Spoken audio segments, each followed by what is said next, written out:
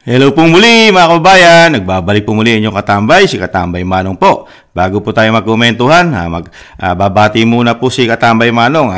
Magandang umaga po muna, tanghali, hapon, gabi, madaling araw po sa atin lahat.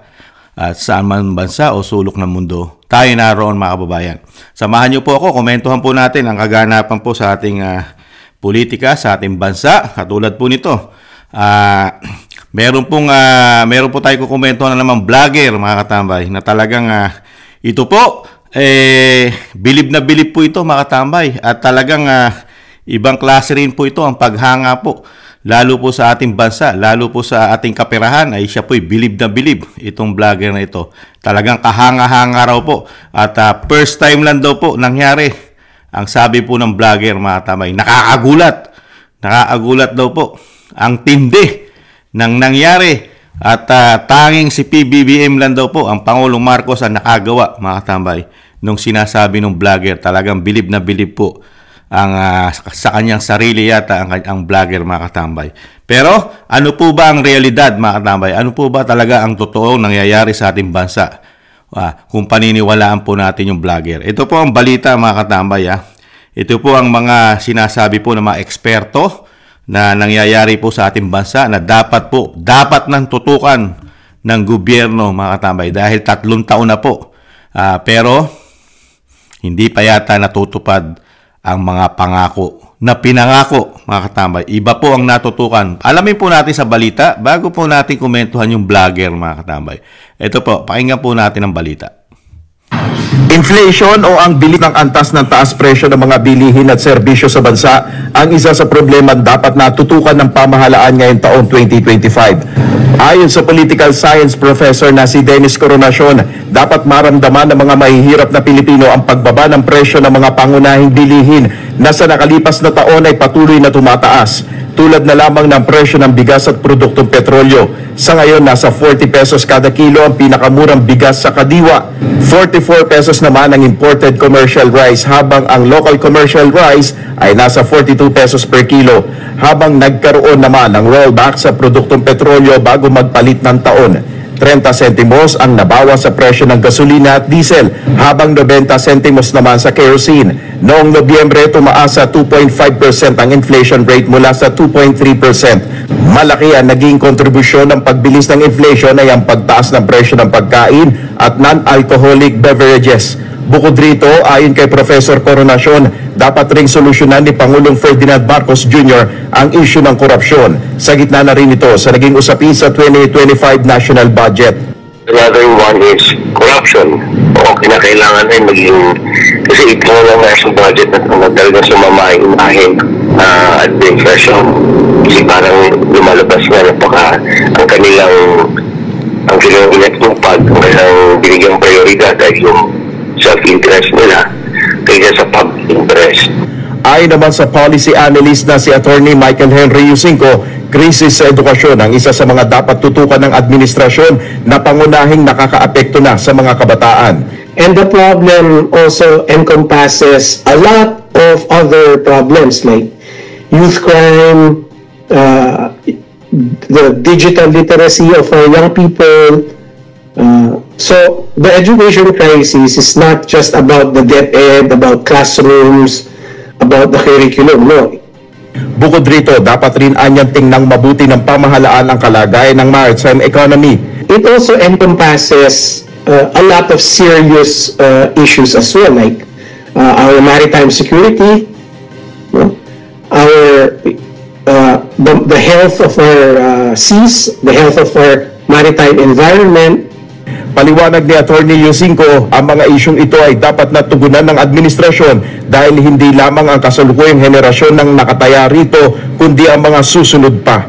Nel Maribuho, UNTV News and Rescue, Diyos ang amit. Yan po mga tambay, yan po ang balita po mga tambay. Ang mga eksperto nagsasabi po na ang kahirapan po ng ating bansa hindi natutugunan. At sa katotohanan daw po, ang inflation ay talagang tumaas pa ng tumaas ang inflation mga katambay. Siyempre po, lalo ang walang trabaho sa ating bansa. At siyempre ang kahirapan at ang bilihin ay talagang hindi po natutugunan, mga katambay. Ano po ang sabi ng mga eksperto? Dapat daw pong tugunan at pati po halos lahat ay tumataas na. Tumataas din ang problema natin sa ating mga kabataan. Batang-bata pa, nasasangkot na yata sa krimen, mga kababayan. At syempre, hindi pa binalita ang pagtaas po ng droga sa ating bansa. At ang napakarami pa pong problema. Hindi pa nabanggit ng mga eksperto yan, mga katambay. Pero sila mismo, nakikita nila na ang inatupag daw po ng pamahalaan ng administrasyon ay puro pang sariling interest daw po yata. At lagana pang korupsyon, korupsyon, mga kababayan. At talagang nakikita na po ng mga eksperto rin. Pero hindi pa nila binoboljak ng husto, mga kababayan. Bakit kaya? Pero nagpapahapyaw na po ang mga eksperto, mga katambay, na nagsasaliksik po sa nangyayari po. Lalo po sa kapirahan ng ating bansa, mga kababayan. Ramdam naman po talaga, ramdam. Napakahirap. Nakita nyo po, meron na banggit at binanggit sa balita pa na ang mababang bigas daw po ay 40 sa kadiwa, mga katambay. Kadiwa. Meron po bang kadiwa sa buong Pilipinas, mga kababayan? Di ba ba? Na ano lang po ako, talagang pinagaganda pa nga ng konti ng balita di ba? Yung talagang hindi pa nila sinasabi yata lahat ng problema ng gobyerno, mga katambay. Pautay-utay. Pero painggan naman po natin itong vlogger, mga katambay. Itong vlogger na talagang humahanga. At itong vlogger na ito, mga katambay, ay isa po ito. Sa komento na inyo likod, isa po ito sa nakabudol po sa mga Pilipino dahil napakarami po nitong napaniwala, lalo po sa Talano Gold, mga katambay. Si Talano Gold, mga katambay, kung natatandaan nyo, si Sangkay, napakatindi po ng taong ito. Talaga hanggang ngayon po, umaasa pa, mga kababayan. Ito po, pakinggan po natin si Sangkay at ang kanyang paghanga sa administrasyon, mga katambay. Na parang bukod tangi, si Pangulong Marcos lang nakagawa, mga katambay. Ng balita ito, Fert? I-pass forward ko lang po. No? Kung hindi po nakakapag-subscribe, baba, ano pang iniintay mo? Makikita nyo po yung subscribe button sa baba ng video na to. I-click nyo lamang po yung subscribe, i-click nyo po yung bell, at i-click nyo rin po yung all. Sa mga nanonood naman po sa Facebook, pass forward po natin. Po yung ating Nag-ano pa siya. Yan.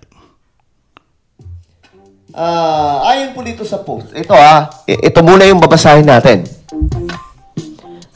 Congratulations, Pangulong Bongbong Marcos. Sana lahat ng susunod na Pangulo ay kasing weak mo rin at bangag tulad ng sinabi ng mga utak dilis. Ano nga ba kasi ang nangyari? Ito kasi yon, mga sangkay. Pinakamartaas na kita ng bansa sa kasaysayan. Kasaysayan ng Pilipinas. Naitala sa pamumuno ni President Bongbong Marcos Jr. So, eto na yon, mga sangkay. Ito po yung bunga ng panghihikayat ni PBBM ng mga negosyante na mag-invest sa Pilipinas. Mga sangkay. Alam ko, hindi maniniwala dito yung iba. Mapapataas ang kilay ng iba. Kasi para sa kanila, napaka-imposible. Pero, wala tayong magagawa. Yan po yung totoo, mga sangkay. Ayon po dito, ayon po kay Secretary of Finance, Ralph Recto, I am happy to announce that total revenue collection for 2024 is expected to reach 4.423 trillion, surpassing the full year target of 4.27 trillion. Ayan po. Ngayon, mga sangkay, para malaman po natin kung gaano katotoo ito. Baka naman fake news yan, sangkay. Di ba? Sasabihin ng iba. Baka naman fake news yan, sangkay. Ang dami pa naman nag-congratulate dito. Ayan po. Congratulations, Sir PBBM. They cannot accept na magaling si BBM porque hindi sila pinapatulan. Ito ang feedback ng paninira at pagmumura sa kanya. Tanging Diyos ang gumagabay sa kanya at si Apo Lakay, mabuhay ang Pilipinas. Anong kita? Hindi pa ako tapos. Kita sa kulimbat, kita sa bulsa. Good job, our PBBM. Congratulations. The only one BM have done it. The greatest is coming now. Okay, so ngayon, sabi ko nga sa inyo, mga sangkay, mararamdaman din po natin sa mga susunod na taon kung ano po itong effort na ginagawa ng ating presidente. Ngayon, mga sangkay, eto po. Baka isipin po natin, ito po ay fake news. No? Ngayon, tingnan po natin sa lihitimong balita mula po sa GMA News. Ito po yan, mga sangkay. Mula po ito sa GMA News, ha? Ayan po. Para malinaw lamang po sa ating lahat. Ayon po kay Recto, total revenue collection to exceed full year target. Pinablish po ito noong December 30, 2024. So ngayon po natin binabalita, mga sangkay, kasi nga po 2025, first week ng 2025, para malaman po natin kung ano po ang totoo tungkol dito. Finance Secretary Ralph Recto said that the total revenue collection for 2024 would surpass the full year target of 4.27 trillion. So, dapat 4.27 trillion lamang po ang target. Pero, lumampas pa, mga sangkay, no? I am happy to announce that total revenue collection for 2024 is expected to reach 4.423 trillion, surpassing the full year target of 4.27 trillion. Ayon po kay Recto. As a percentage of GDP, the emerging revenues will climb to 16.7%, the highest in the last 27 years. And our emerging non-tax revenues for 2024 are expected to reach 606.6 billion, the highest ever recorded. Grabe ito, mga sangkay. Ayan po ang ginagawa ng gobyerno natin ngayon, no? Sabi po nila, walang ginagawa, walang nagagawa ang gobyerno na matino. Pero mga sangkay, kapag ka naghahanap po tayo ng mga balita tungkol dito, iba po yung lumalabas, mga sangkay. Ang dami pong ginagawa, no? Eto nga lang, mga sangkay, sino bang nakagawa nito? Nagawa ba ito ng mga nakaraang administrasyon after Ferdinand E. Marcos? Hindi po, mga sangkay. Ayan po, the highest ever recorded, sabi po nito. Recto attributed this to the hard work and contribution of the Bureau of Internal Revenue, the Bureau of Customs, the Bureau of the Treasury, the privatization team. Ayan, mga sangkay. Yeah, mga tambay, narinig po natin si Sangkay, si Talano Gold. Mukha pong niluloko na naman po. At una pong niluloko ang kanyang sarili, mga kababayan. Ibang klase ito si Sangkay. Mukhang marami na naman po yatang binubudol si Sangkay, mga katambay. Totoo po ba yun? Mismo mga eksperto na nagsabi ang sitwasyon, kalagayan ng ating bansa, mga kababayan. Napakataas po ng bilihin, inflation, korupsyon. Ang tinutukan daw po ng gobyerno ng ilang taon na ang tinututukan ay pang sariling interes. At maniniwala po ba tayo kay Sangkay, mga katambay? Paano natin paniniwalaan si Sangkay, mga katambay? Kisa rito sa mga eksperto. Alam naman po natin ang mainstream media, hindi naman po lahat talagang binabatikos o binabalita lahat. You know? Pero humahapyaw na po ang mga nagsusuyuri. Hindi po katulad nung unang taon, pangalawang taon, di ba? Pero ngayong pangatlong taon, nararamdaman na po. Dahil ang mga susunod na henerasyon natin, pag nagpatuloy, ang ganito pong gawain po ng gobyerno na puro pang sariling interest daw po ang inaatupag, korupsyon. Pero pagdating naman dito po kay Sangkay, ay ubod naman po ng galing. ng ating pamahalaan, mga katambay. Sino po paniniwalaan natin? Si Sangkay, na meron po siyang track record sa mga Pilipino, sa kanyang mga subscribers, at sa atin, na mababayaran daw po ang utang ng Pilipinas sa dami ng ginto ng ng pamilya Marcos, di po ba? Pag daw po nanalo, tanda pa natin, mga katambay, pag nanalo raw po si PBBM, yung interest pa lang daw po ng ginto ng pamilya Marcos ay bayad na daw po yata ang utang, mga katambay. At meron daw pong bilin si Apo Lakay. Pag nanalo ang PBBM ay ibibigay daw po yata, kung hindi nagkakamali yung lingkod, ibibigay ay yata sa Pilipinas ang pinakamalaking porsyento po yata ng kita ng Talano Gold yata nila, mga katambay. Pero ang nangyari sa ating bansa ay nawala po ang Talano Gold, mga katambay. Isang damukal na ginto po, yata, Sangkay, ang nawala sa Central Bank, mga katambay. Ito po kaya yung sinasabi mo, Sangkay, na interest, na kita ng Talano Gold, ang pumuputok na balita sa social media at hindi binabalita sa mainstream media yata, ang kagintuan natin, ang ating reserve daw, na tuni-tuniladang ginto ang naglaho sa Central Bank. Totoo kaya yun, Sangkay? At totoo kaya at nasa na yung sinasabi mo na nakikitain at ang Pilipinas ay hindi na muling maghihirap? Di po ba? At sa dami ng pera ni Apo Lakay, mga katambay, isang damukal. Pero ngayon, ayon sa mga eksperto, walang inatupag ang ating pamahalaan. Puro pang sariling interes.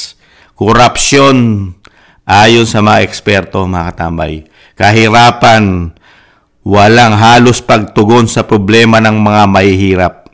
Sa katunayan, sa sobra po ganda ng ekonomiya natin at sa ganda ng pagpapatakbo ng gobyerno natin, nakita naman po natin ang ating kaperahan. Budget pa lang po, 2025 budget, mga katambay, ay napakalaki na po ng iginugol. Ang iginugol po natin ng budget ng 2025 ay hindi bababa sa 6 trillion. 6 trillion, mga katambay. Pero, yung pinagmamalaki ni Sangkay na history daw po, kasaysayan at tanging si PBBM lang daw po nakagawa ng napakalaking revenue, napakalaki raw pong kita ng bansa 2024, mga katambay. 2024, pinagmamalaki ni Sangkay at ng Finance Secretary Ralph Recto ang kanyang kinuhanan ng figure, mga katambay. At ang GMA7, kinuhanan niya po ng balita, mga katambay. Magkano raw po? 4.30 plus, 37 o 36, mga katambay. Nalagpasan daw po ang kita nung nakaraan, 2023, I think. 4.20 plus, mga katambay.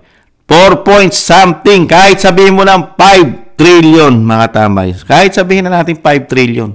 Pero ang gagastusin po ng bansa sa budget ay 6 trillion mahigit. Paano na yung Sangkay? Saan mo kukunin yung kakulangan kung talagang napakahusay at napakalaki ng kinikita ng bansa, pumapasok na pera, dulot ng sinasabi, mismo sinasabi ni Sangkay, ito na yung dulot ng mga mag-i-invest sa ating bansa, di ba? Dahil nga puro travel ang ginawa ng Pangulo noong mga nakaraang taon, di ba? Napakaraming biyahe, manghingkayat ng mga negosyante sa ating bansa. Ito na raw po, nalalasap na natin at sa mga susunod pa raw taon ay malalasap natin, mga katambay, ang paglobo ng kita ng bansa. Pero hindi niya po tinitingnan ang paglobo naman ng gastos ng bansa. Napakalaki po ng binabudget pero ang pumapasok ay kulang pa sa budget, mga katambay.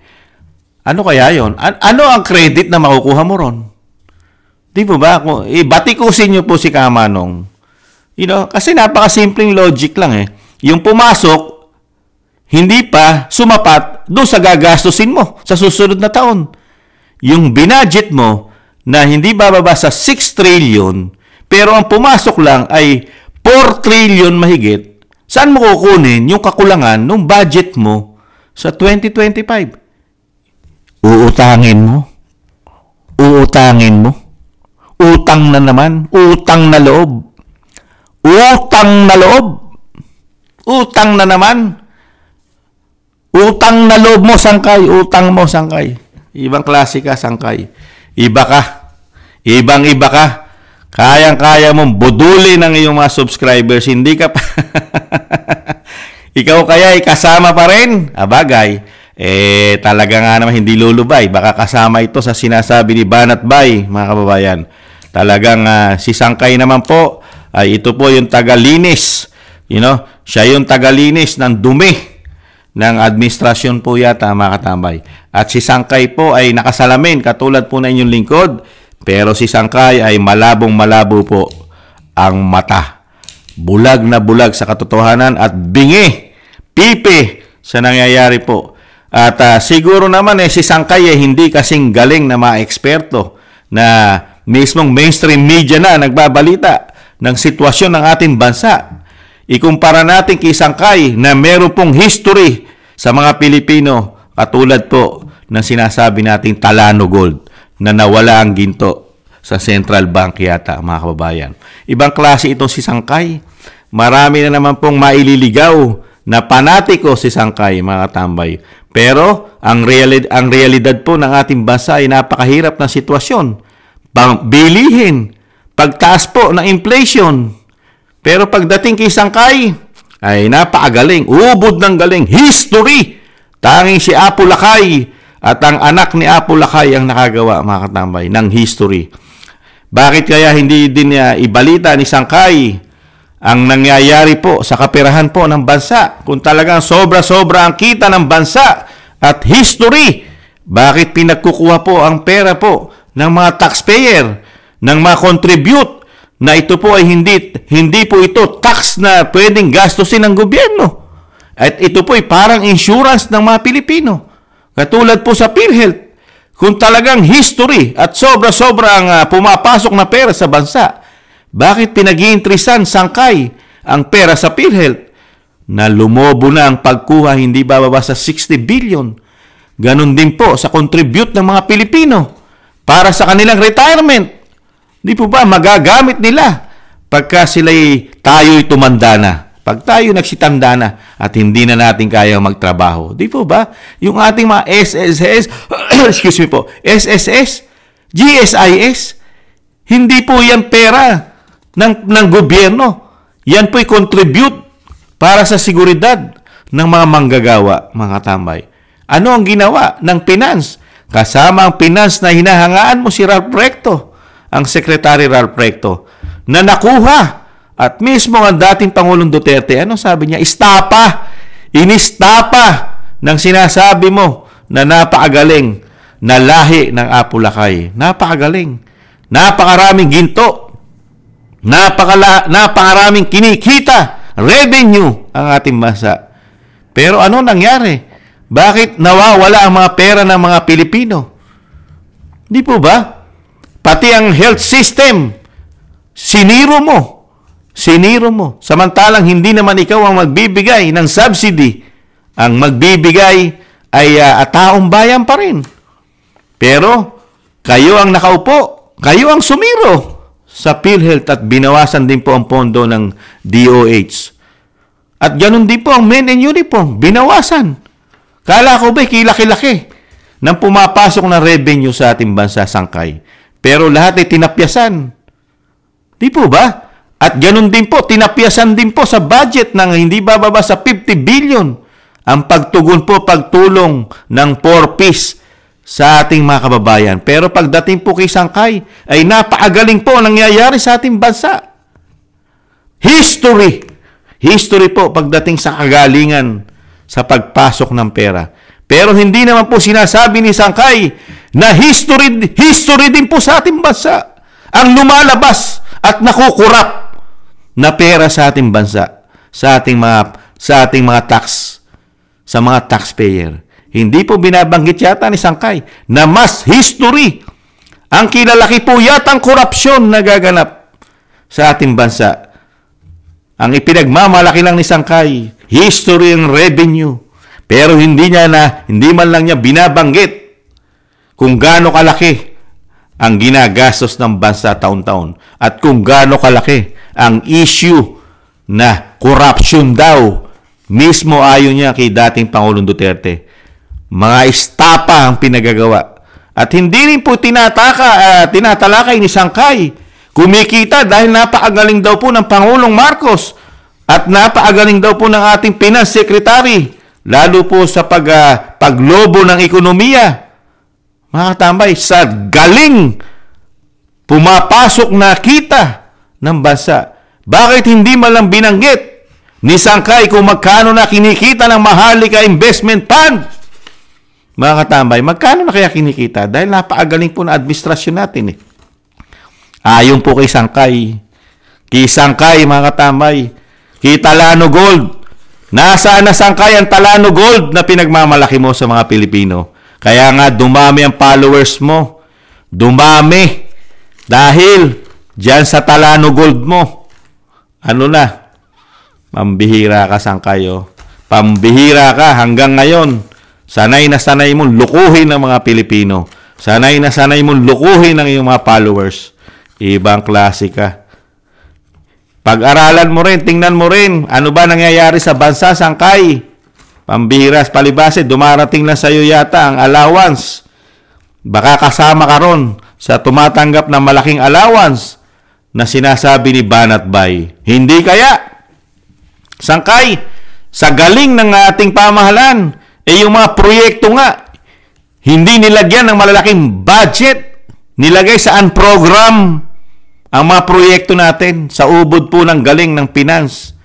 Ang finance po, napakagaling po ng Secretary Recto. Halos po lahat nitong 2025 ay wala po silang malalaking proyekto, lalo pondo. Di po ba sinabi na nga po, di po ba yung nilagay po nila, halos napakalaki, puro program. Di po ba? Pati po mga port, mga airport, mga ating mga katrinan, di po ba? Ay talagang hindi po nila tinutukan, mga katambay. Puro talaga halos binawasan po nila lahat ang 2025 sa budget po ng bansa. Na pagdating po kay Sangkay ay napakagaling po ng pamahalaan. Lalo po sa mga susunod daw pong taon, ay mararanasan daw po natin, mga katambay. Mararanasan natin. Oh, man. Mas malaki ang ginagastos kaysa sa pumapasok. Napakagaling. History. Ibang klase ka, Sangkay. Sino ang paniniwalaan ng mga Pilipino? Yung nararanasan, ang nangyayari sa ating bansa, yung mga pumuputok, mas paniniwalaan ba ng mga Pilipino ang isang Sangkay kaysa sa natutuklasan ng dating Pangulong Duterte at sa mga natutuklasan ng isang Vice President, Sara Duterte, na mismo siya, naranasan niya na yung kanyang hinawakan department, yung DepEd, di ba? Yung Department of Education, naranasan niya ng 2 tao kung paano ito lagyan ng mga extraordinary. How many billions ang inilalagay, pero hindi po yun galing sa kanyang proposal budget, mga katambay. Nilalagyan po daw ng 2 tao na kumukontrol daw po dyan sa institusyon ng Kamara. Sangkay. Sino paniniwala ng mga Pilipino? Ikaw o ang Vice President na mismong kausap ng Vice President sa telepono ang isang First Lady? Di po ba? At kumukolekta raw po di umano ng napakaraming pera at ginagamit pa ang Vice President para kuhanan yata. At meron po mga ebidensya ang Vice President dahil po tawag po yan, naka-record, mga kababayan. Pero wala po nag-iimbestiga dyan. Hindi rin po yan iniimbestiga ng DOJ, ng Ombudsman. Di ba? Isama na natin ang NBI. At lalong-lalo po ang Senado at ang Kongreso. Walang nag-iimbestiga sa lahat ng sinasabi. Kailangan po kasi imbestigahan yan Meron po kasi kailangan tumayo na congressman o kaya tutukan ng speaker ng Kamara itong mga pinasabog na korupsyon ng Vice President at ng dating Pangulong Duterte na puro daw po istapang ginawa sa pera ng mga Pilipino. Yung kanilang mga contribute na kanilang mga insurance natin yan eh. Yung PhilHealth, nagbabayad tayo dyan. Matataas pa nga premium natin dyan. Pero kulang na kulang ang pagtugon. Di po ba? Pero kinuhanan pa ng pera yan. Ibang klase. Kinuhanan pa ng pera ang PhilHealth. Dahil nga sa galing, sa sobrang galing humawak, history ng bansa. At mararanasan pa natin sa susunod na taon ang mas magaling pa, ubod pa ng galing na pagtugon at paghawak ng bansa ayon kay Sangkay, mga katambay. Kasi po ngayon, hindi pa ito yung pinaka-the best. Meron pang the best na susunod. Pero pagdating sa mga eksperto, ang tinututukan daw po, ilang taon ang tinututukan na administrasyon, yung kanilang sariling interes lamang. Hindi interes ng mga Pilipino, lalong-lalo ng mga middle class na mga taxpayer. Hindi po interes ng mga taxpayer ang inuuna ng mga politiko. Ayon mismo sa eksperto sa balita. Mainstream media pa nagbalita niya. Sangkay mainstream media pa nagbalita.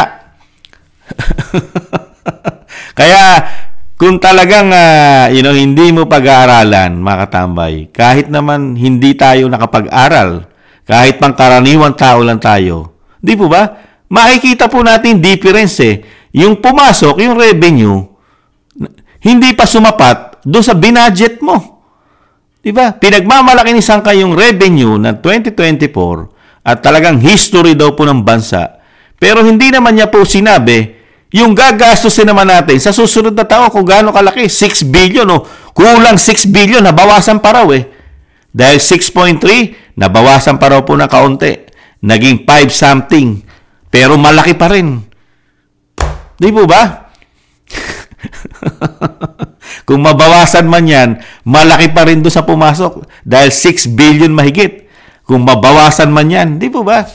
Ibang klase ka, Sangkay. Kaya mga kababayan, pagka si Sangkay po at si Sangkay na lang ang pinaniwalaan natin, palagay ko hindi na tayo kakain, mga kababayan. Si Sangkay na lang po ang kakain. Si Sangkay na lang po ang talagang magkakamal ng Talano Gold, mga tambay. Kaya nagtataka po si Kamanong, mga tambay. Yung sinasabi ni Sangkay na Talano Gold, mukhang siya po, sa kanya po yata napunta yun, mga tambay. Bakit ko nasabi? Di ba? Kasi kung yung pong Talano Gold na pinagmamalaki ni Sangkay na napakaraming kayamanan ng pamilya Marcos, bakit po isang damukal na korupsyon di umano ang natutuklasan ng mga Pilipino? Pagkuha ng mga pera sa ating mismo na taxpayer, sa ating mismo mga manggagawa. Yung ating mga contribute ay kinukuha nila. Kung talagang napakarami pong Talano Gold. Kaya po, hindi po naniniwala inyong lingkod na napakaraming Talano Gold dahil yung mismong ginto ay nawawala. Kung ikaw ay sobrang dami ang Talano Gold mo, hindi ka na magnanakaw. Di po ba? Dahil sobra-sobra na. Dahil nanalo ka ng Pangulo. Dahil yan ang sinasabi ni Sangkay.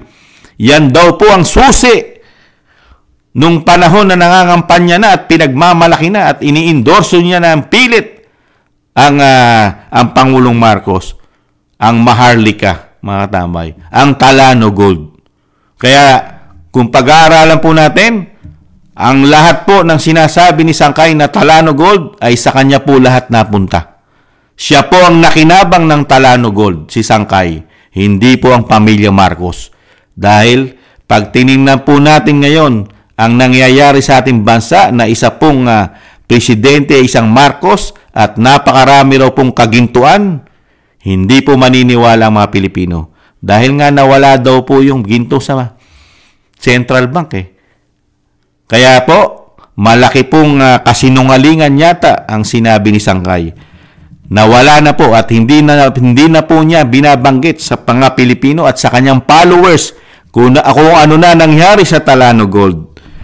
Pero mga Pilipino, tayong mga Pilipino, mga kababayan, at lalong-lalo na sa followers ni Sangkay, singilin nyo, hingan nyo ng ginto si Sangkay. Baka nasa kanya lahat ang Talano Gold, mga kababayan. Hingan nyo! mga subscribers ni Sangkay, tanungin nyo si Sangkay, kamusta na ang ginto? Bakit nawawala ang ginto sa Central Bank? Baka napunta kay Sangkay lahat. Kunan nyo ng ginto yan. Kunan nyo ng porsyento. Mamorsyento kayo kay Sangkay. Porsyentohan nyo si Sangkay. Dahil siya ang nagpakalat. Kauna-una ang nagpakalat yan ng napakarami pong kayamanan, ginto, ang pamilya Marcos. Kaya lahat yata ng kinita ng ginto, nagkaroon yata ng bahagi si Sangkay, mga katabay. Nakita po natin. Hanggang ngayon, hindi pa rin tumitigil si Sangkay para po yata budulin ang kanyang mga followers, mga kababayan. Ibang klase. Kaya po nagkakaganito ang ating bansa dahil meron po tayong mga kababayan katulad ni Sangkay na talagang kayang-kayang bilugin ang ulo ng mga Pilipino, mga katambay. Dadaanin ka lang sa kanyang mga kung ano-ano lang po ang dadaanin ka lang niya sa ginto.